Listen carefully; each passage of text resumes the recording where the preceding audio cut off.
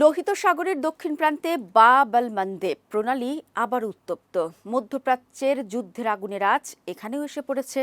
মিশরের মালিকানাধীন কার্গো জাহাজ তিহামাতে ইয়েমেনের বিদ্রোহী গোষ্ঠীর হামলায় অন্তত 6 জন নিহত হয়েছেন।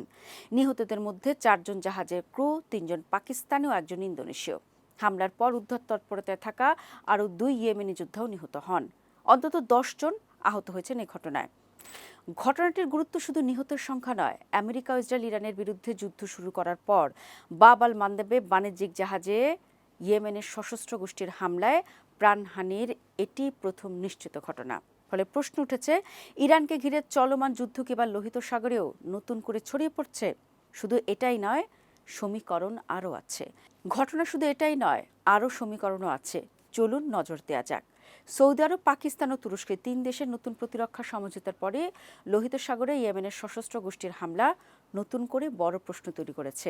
বাব আল মানদেব প্রণালীতে একটি বাণিজ্যিক জাহাজে হামলায় অন্তত 6 জন নিহত হওয়ার খবর এসেছে, যেমনটি শুরুতে বললাম। ঘটনাটি এমন সময় ঘটল যখন ইয়েমেনের বিদ্রোহীরা সৌদি সংশ্লিষ্ট জাহাজকে লক্ষ্য করে অবরোধের হুমকি দিয়ে আসছে।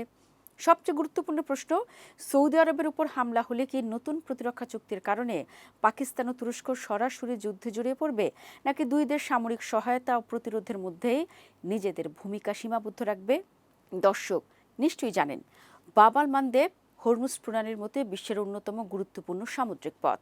লোহিত সাগরের দক্ষিণ প্রান্তে অবস্থিত এই সরু প্রণালী দিয়ে এশিয়া, মধ্যপ্রাচ্য ও ইউরোপের মধ্যে বিপুল পরিমাণ পণ্য জ্বালানি পরিবহন হয়। ফলে এখানে একটি জাহাজে হামলা মানে শুধু একটি জাহাজের নিরাপত্তা সংকট নয়, এর প্রভাব পড়তে পারে আন্তর্জাতিক বাণিজ্যেও। সাম্প্রতিক হামলা একটি কার্গো জাহাজকে লক্ষ্য করে মিসাইলের হামলার অভিযোগ উঠেছে। বিভিন্ন প্রতিবেদনে নিহতের সংখ্যা 6 বলা হয়েছে। নিহতদের মধ্যে কিন্তু জাহাজের ক্রু এবং ইয়েমেনের সরকারি বাহিনীর সদস্যও ছিলেন। ইয়েমেনের বিদ্রোহীরা দাবি করেছে জাহাজটি সৌদি সামরিক সরঞ্জাম বহন করছিল, অর্থাৎ তাদের বক্তব্য অনুযায়ী এটি কোনো সাধারণ বাণিজ্যিক জাহাজ ছিল না। সৌদি আরবকে লক্ষ্য করে এ কারণেই নাকি হামলাটি চালিয়েছে প্রতিরোধ গোষ্ঠী। এই দাবির গুরুত্ব অনেক, কারণ ইয়েমেনের সশস্ত্র গোষ্ঠীরা যদি সৌদি সংশ্লিষ্ট জাহাজকে নিয়মিত লক্ষ্যবস্তুতে পরিণত করে, তাহলে ইয়েমেনের গৃহযুদ্ধ আবার সরাসরি সৌদি আরবের নিরাপত্তার সঙ্গে যুক্ত হয়ে যেতে পারে। কেন আবার সৌদি ইয়েমেনের বিদ্রোহীদের সংঘাতের আশঙ্কা করা হচ্ছে, চলুন নজর দেওয়া যাক।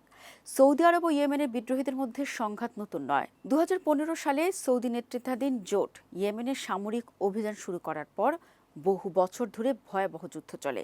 পরে জাতিসংঘের মধ্যস্থতায় 2022 সালে একটি যুদ্ধবিরতি কার্যকর হয়।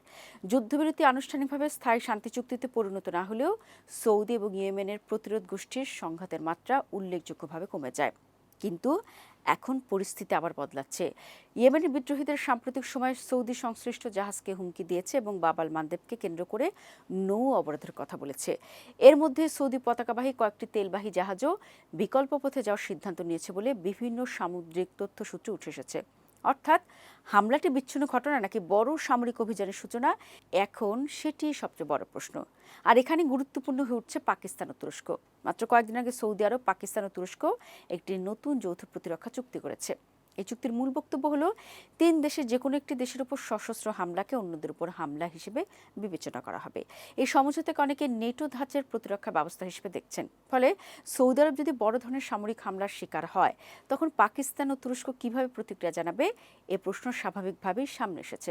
তবে এখানে একটি বিষয় মনে রাখা জরুরি, যৌথ প্রতিরক্ষা চুক্তি মানে স্বয়ংক্রিয়ভাবে 2 দেশ সেনা পাঠিয়ে যুদ্ধে নামবে এমনটা ধরে নেওয়া ঠিক হবে না। চুক্তির বাস্তব প্রয়োগ নির্ভর করবে হামলার ধরন, রাজনৈতিক সিদ্ধান্ত এবং 3 দেশের সামরিক সমন্বয়ের উপর। এখন আরেকটি প্রশ্ন উঠতে পারে, এই যে সংঘাতটা দেখা দিচ্ছে, ইরান কি শেষ পর্যন্ত জড়িয়ে পড়বে? এখানেই সংকটের সবচেয়ে ভয়ঙ্কর দিক। ইয়েমেনের বিদ্রোহীরা ইরানের ঘনিষ্ঠ মিত্র হিসেবে পরিচিত। ফলে সৌদি আরবের বিরুদ্ধে বিদ্রোহীদের সঙ্গে পাকিস্তান ও তুরস্কের সংঘর্ষ তৈরি হলে বিষয়টি শুধু সৌদি ইয়েমেন যুদ্ধ থাকবে না, এর সঙ্গে ইরানের ভূমিকাও সামনে চলে আসবে। তখন মধ্যপ্রাচ্যে একদিকে সৌদি, পাকিস্তান, তুরস্কের নতুন নিরাপত্তা কাঠামো, অন্যদিকে ইরান সমর্থিত বিদ্রোহীদের অবস্থান, দুপক্ষের মধ্যে নতুন সংঘাতের সম্ভাবনা তৈরি হতে পারে। আর যদি এই সংঘাত লোহিত সাগর থেকে উপসাগরীয় অঞ্চলেও ছড়িয়ে পড়ে তাহলে আন্তর্জাতিক জ্বালানি বাজার ও বাণিজ্য পথ বড় ধাক্কা খেতে পারে। সুতরাং বাব আল মান্দেবের এই হামলা শুধু একটি জাহাজে হামলা নয়, এটি মধ্যপ্রাচ্যের পুরনো সৌদি ইয়েমেনের বিদ্রোহীদের সংঘাতকে আবার জাগিয়ে তোলার সম্ভাব্য সংকেত। আর নতুন সৌদি পাকিস্তান তুরস্ক প্রতিরক্ষা চুক্তির কারণে এবার সেই সংঘাত ছড়িয়ে পড়ার ঝুঁকিও আগের চেয়ে অনেক বেশি।